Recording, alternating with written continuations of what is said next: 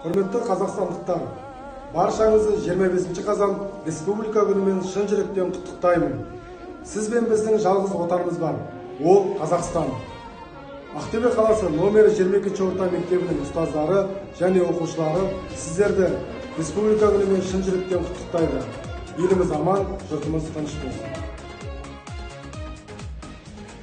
Бабалар бұл жерде елін қорғап терлеген, батырлар бұл жерде намыс қолдан бермеген. Құттықтаймын мейраммен қазағым, Республика күні бүгін кеп жеткен, арта берсін ғажабы мен базары, сендер көп шаттықтан нұрлы еткен.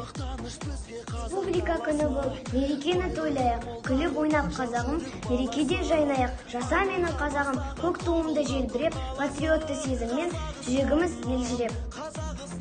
Шырқырай түс, жайнай түс, Республика күнінде шаттық әуен байқалсын, қуанышты үнінде мерекені тойлайық, қазағым бұл біз бірге, бірлігіміз жарасын, ынтымақты елімде.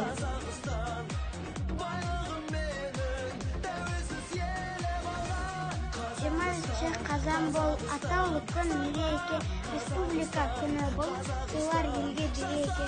Декларация өтіліп, егемен ел танылған Республика күнінде.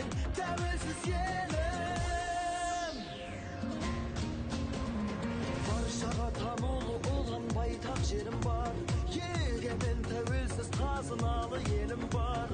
Ашық көр аспаным, асқарлы тау көлім бар.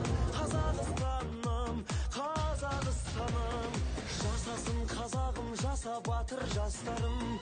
Желбіретіп туды жеңісте жол бастаған, елбасы тарихы мәңгі болсын дастаным. Қазақстаным, Қазақстаным.